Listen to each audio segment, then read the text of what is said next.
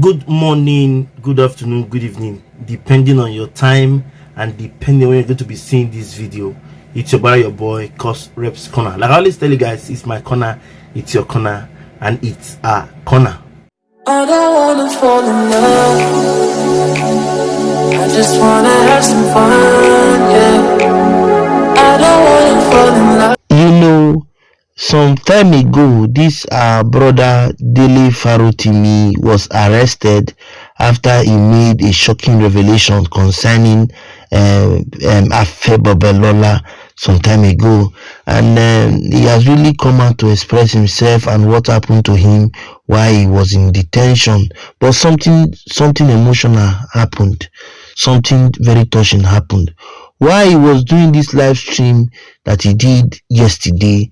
He started crying like a baby. He started crying. He was so emotional, thanking Nigerians, thanking everyone for the support and the oneness they showed to him while he was in police detention, which he called his short vacation. I saw this video and I said, no, let me play it, let me share it with us, because sometimes what you see, it's really very important you share it so that others can learn from it. He said a lot of things in this video. This video is almost about 20 something minutes, if I'm not mistaken. He said a lot of things and he made a very valid point why he said so many things, and then before he started crying and thanking Nigerians who were there for him while he needed them. Let me not drag it, let me not talk too much, let me allow us just sit back and watch this live stream which he did yesterday. Okay, having said, I want to thank you all for always watching my content. I want to appreciate you for your love and the care. For those of us who have not subscribed but has always watched my content, please, I beg you, subscribe to our channel, like, comment and share so that we can move this ministry to the permanent side. Okay, so come away next time till you see me your screen, guys, and leave us with this wonderful video of DELE FAROTIMI, who did a live stream where he expressed his gratitude to Nigerians who were there for him and why he was crying while saying that. Please give me your comment, your opinion in the comment section. Good morning, everybody. It's great to be back with you this morning.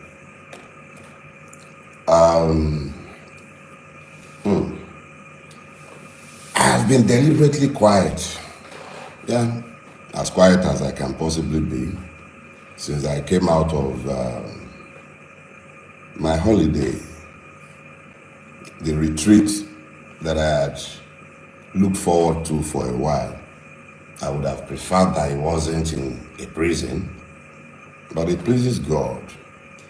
And I'm thankful to God for the time spent in prison, you know. So I have acquired a new title. I was going to say Senior 11 of Nigeria, SEN.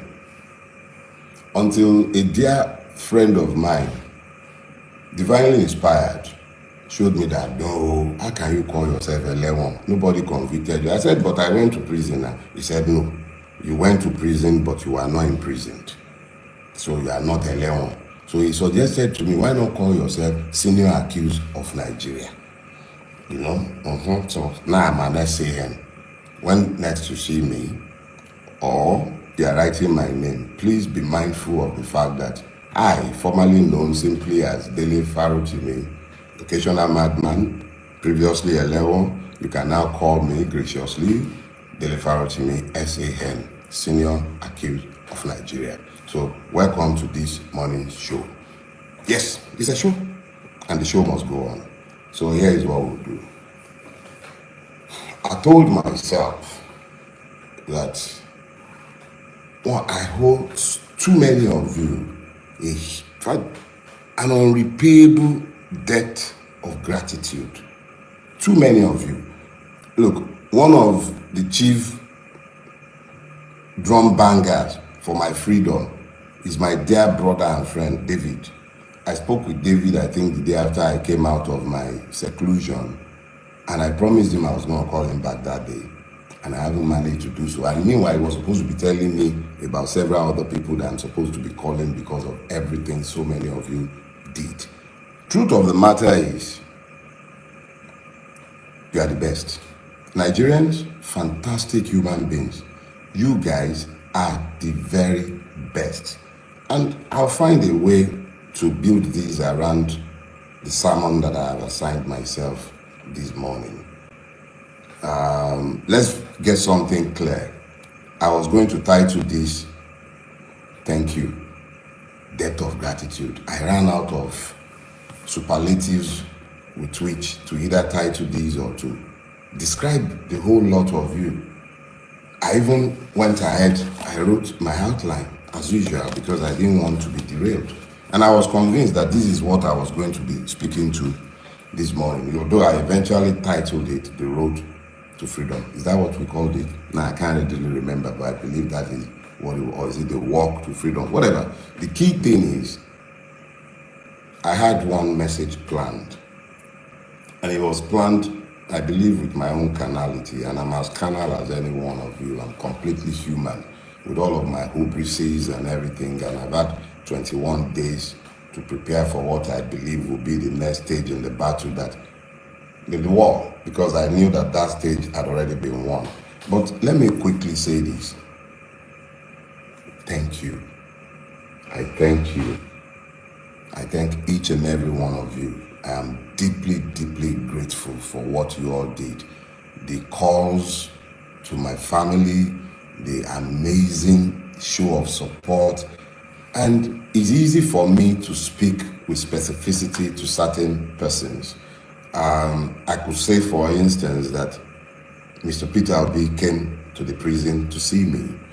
I should say and say thanks to him for that. And then there is my brother, Yele Showore. Not only did he call my family, like he called them, he mobilized the AAC and the Revolution Now movement behind the demand for my release. My legal team, led by Mr. Lumide Fusika, fantastic people. Then there is Professor Emiri.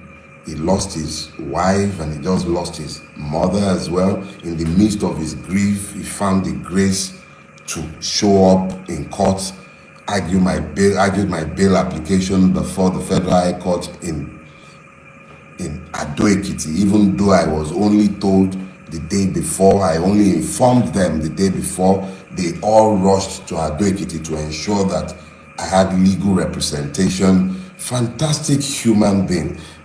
All kind of people, small and great, however you grade human being in your own reckoning, traditional rulers, sending chiefs.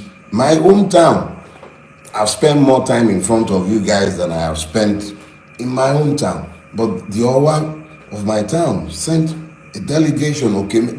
Everybody, the show of support across the entire strata of our society is humbling.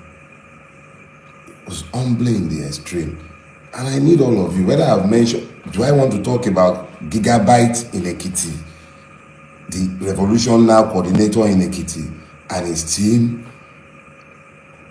all kind of human beings that I can't even remember to mention their name as I speak with you. The Ado Ekiti prison practically became a tourist center. Big, small, everybody, people showed up. And I was being told constantly of the loud demands that you lot were making for my release. I appreciate you all. I appreciate you all. And I must say, in all humility, that you are the ones who came out of prison. It wasn't me. You came out of prison. You found your voices. You demanded that the right thing be done. Consistently, you made sure that I knew I wasn't walking alone. Your voices strengthened me because I heard you even beyond the walls of the prison. I heard you loud and clear. You left nobody in any doubt as to what you were demanding. It wasn't about DELE FAROTIMI, even though I was the one who bore your totem. It was essentially a demand by each and every one of you that the law must be allowed to rule in the situation. Now, let me be very clear. I retired from the practice of law when I turned 50. My next birthday, I'll be 57. I'm no longer a young man. I practiced that law conscientiously for at least 2 decades. I am a lawyer, not just because I was trained as one, but because I am by nature one. I'm a Yoruba man. In my culture, it says Ejola Ako Baba Enikan Koja. I am not a fool. When the magistrate spoke, the learned magistrate was very specific in the order that he gave. And even though I did not believe at the time, and I still do not believe that there was any need for that order to have been made, what he said was clear. I may not speak to the press or even to you about the case pending in his court. That was the extent of his order. I am a lawyer. The matter is sub judice, and I certainly cannot, whether he had made the order or not, I wouldn't have spoken to the case in the court. And I certainly do not intend to. There is absolutely no need to speak to any of the cases before the court. They are irrelevant to the future. And me and you, we need to focus on the future. So let us be clear. Assuming that the magistrate had made any such order, I would have been under a duty as a human being, even if I may not be a citizen, to disobey that order. But I thank God that the magistrate, erudite magistrate, intelligent and very, very, very, very fair, firm and just, gave only one order, the only order he could have given in the circumstances. I may not speak to the case before his court, and I do not have any such intention.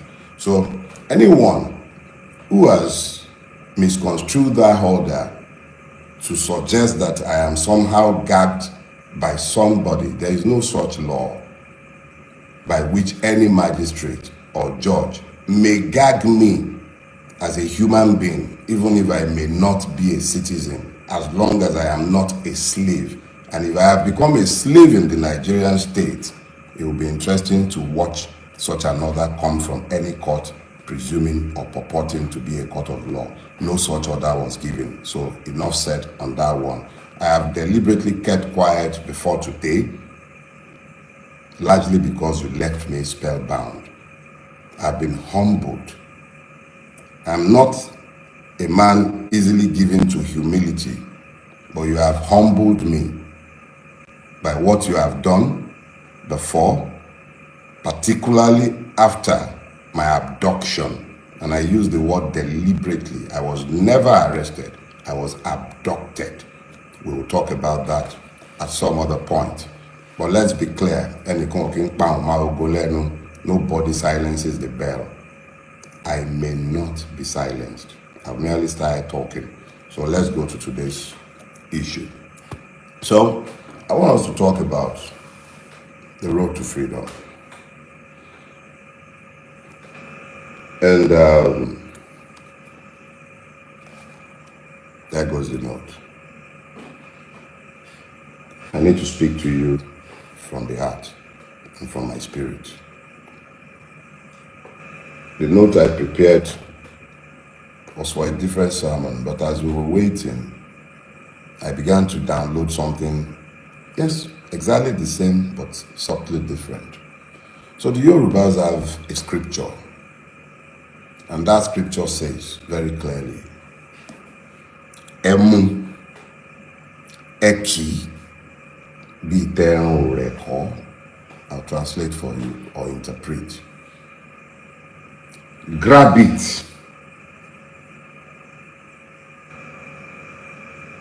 Catch it.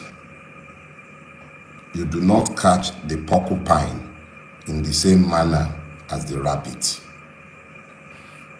Let me explain that to you. If you're familiar with the porcupine, you will know of the quills on its back, with which it largely impales stupid predators. Even lions steer clear of the porcupine as small as it is, its entire body made of quills would kill a lion if it would dare. Now, when that proverb came to my head in the course of this entire ordeal, I made the stupid error of thinking that I was the porcupine and that those who were coming after me were the unwary predator. But I received some sense this morning. Or let me just say, as I have digested the extent and the range of support that I have found since I came out of prison. And I realized that I am not the porcupine. It's not me. I'm just as harmless and defenseless as any of the other rabbits in this space. You will remember that for a long time, I have argued that the Nigerian is not a citizen. I even went as far as to have labeled myself for years as the patriot of an unborn nation. And then I believe on my Twitter feed, you find me labeling myself a victim of Nigeria. And I have multiple times spoken to the victimhood of the Nigerian people. I have lamented for years that what truly assails the Nigerian is the complete absence of the rule of law in our country, and how this has left all of us defenseless and as praise in what has become a country of pain. I have spoken to you about this for years, you know. I spoke to you about it, that we are all victims, that we have all become as victims in the country that we have managed to build. I told you how we were all running away.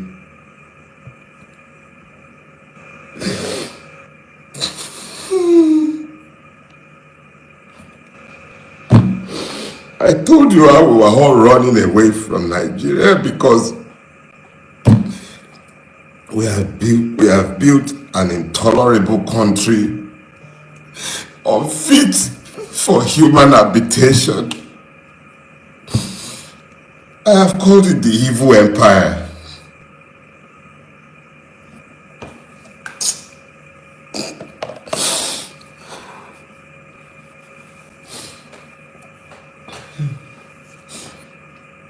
I have called it the evil empire. I've spoken to the fact that because of what we have all collectively tolerated, we have lost our country and we have become as slaves in the country that we have all built. And we are all to blame. Plus the idiot standing behind pulpits as I'm speaking with you, preaching injustice and lies to the people and helping them to normalize the madness that has overtaken all of us. I said this for years. So I am just as much a victim as each and every one of you. These are the first tears I have shed since my friend Ogunlanu died. I'm not given to tears, and I'm sorry. See, back to the issue. We all built this. We made this mess together, and it will take all of us to resolve the mess that we have made. It will take all of us. Without all of us functioning as one, the way you found the grace to function as one in the last month, you all acted as one. It wasn't about being Christian, being Muslim, They've divided us along too many lines. Damn! Damn!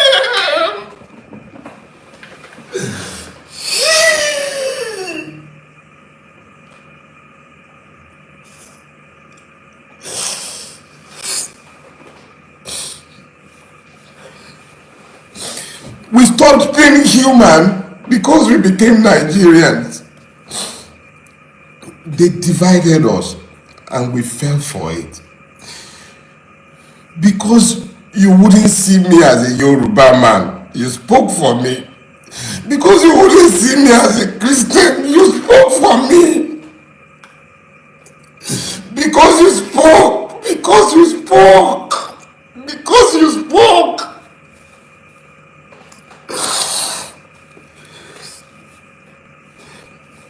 Because you spoke, Nigeria couldn't happen to me. Because you spoke. The only reason Nigeria couldn't happen to me is because you spoke. You spoke.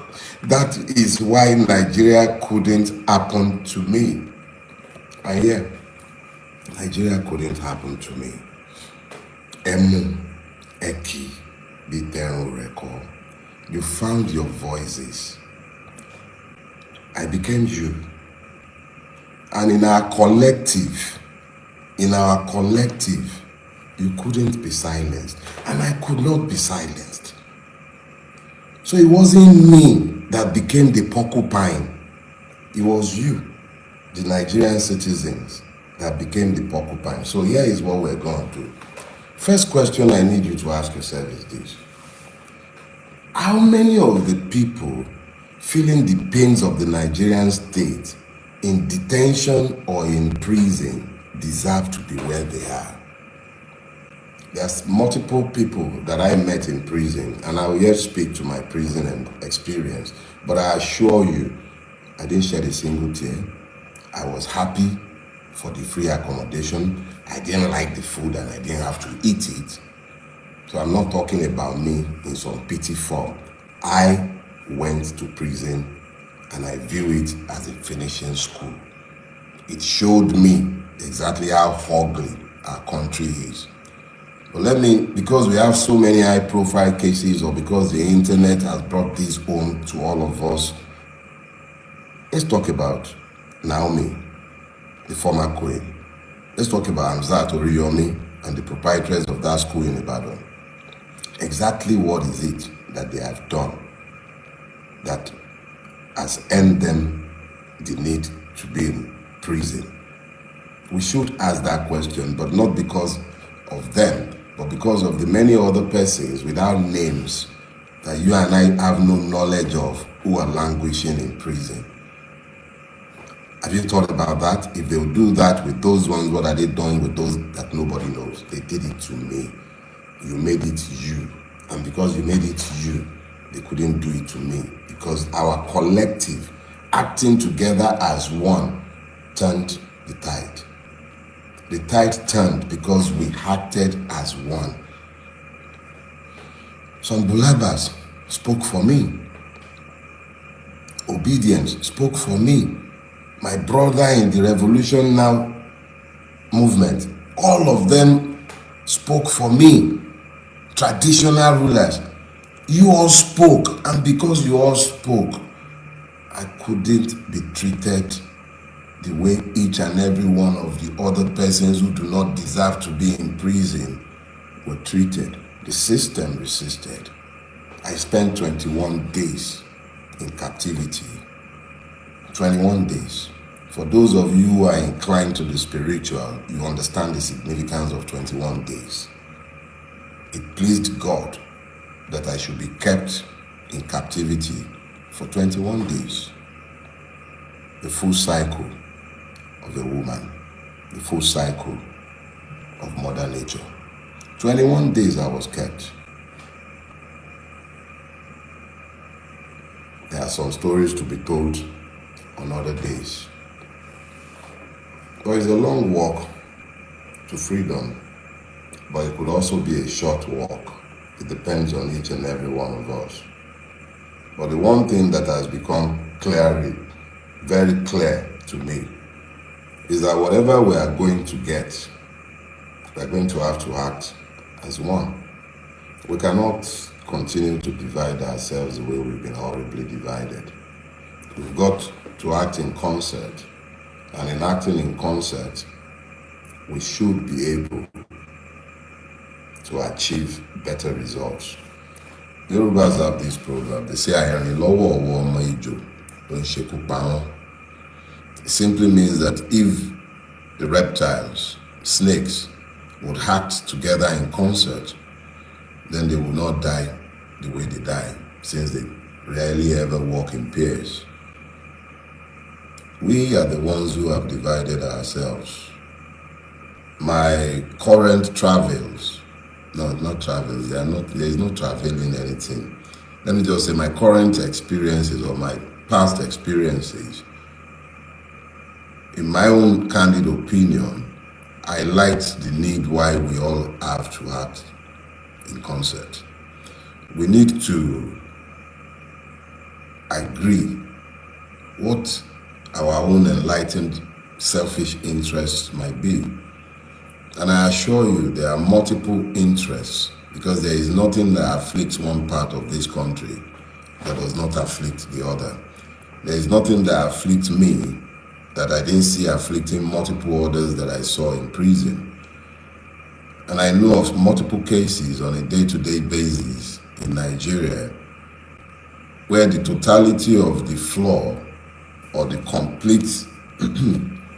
completion of everything is found in the knowledge that the Nigerian is not a citizen. The struggle ahead of us is the one where we must demand to be citizens. Those of you who desire separate homelands, you are only going to get that when you become citizens. Unfortunately or fortunately for all of us, we are trapped in this monstrosity that is called Nigeria. If we are going to ever come out of the monstrosity, whether that be as different nations or whether that be as one, it would be because we found the courage to become citizens in the space we are occupying today, forget the contrived differences between us, and then ensure that as citizens, we exercise our free sovereign will to do with Nigeria, our home country today, as we care. So those of you who desire Odua Republic or you're desiring Biafra, that's fine. But let's first of all become citizens here. And then we may, as citizens, exercising our sovereign will, have referendums where you can decide democratically if these homelands should be created.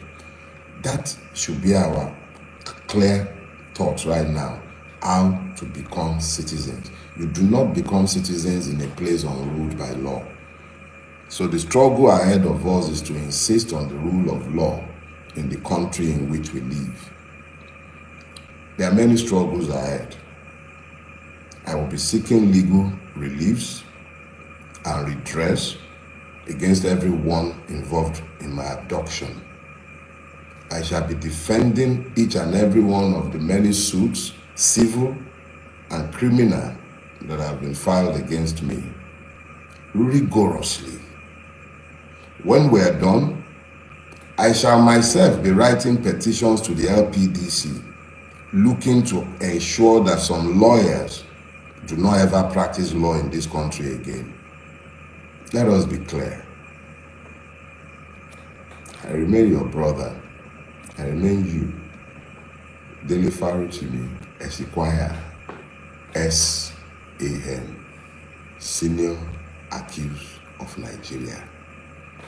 Victim of Nigeria, but a conscious victim, capable of articulating the conditions of the victim. I am not a victim again. I am a threat. That's what my brother Baldwin says. So, kolo somadalon ni mo jẹ fún yín. Mi ò ṣe jẹ, kò sí nǹkan ẹ lè fi mí ṣe. Mi ò dẹ̀ ní kó lọ́rùn yín. Tolerate me, as long as we have to continue pretending that we are a democracy. You're gonna just have to tolerate me, okay? Alright, guys. That's for you all. There isn't much more to say than to say thanks. For those who merely posted free DELE FAROTIMI, for those who stepped on the streets in Ekiti, Tanko, Yunusa.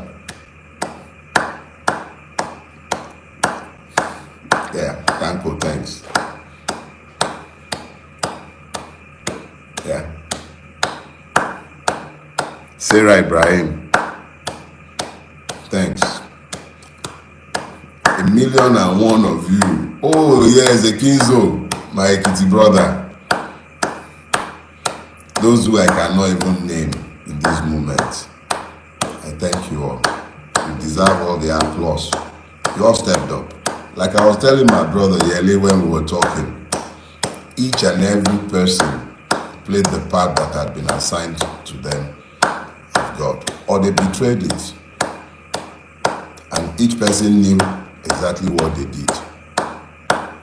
I thank Yele for his amazing support. Brother Peter Obi, Dad, I thank you all. And see you next week. You do not recall a bullet when it is fired. I cannot be silenced. See ya. Bye-bye.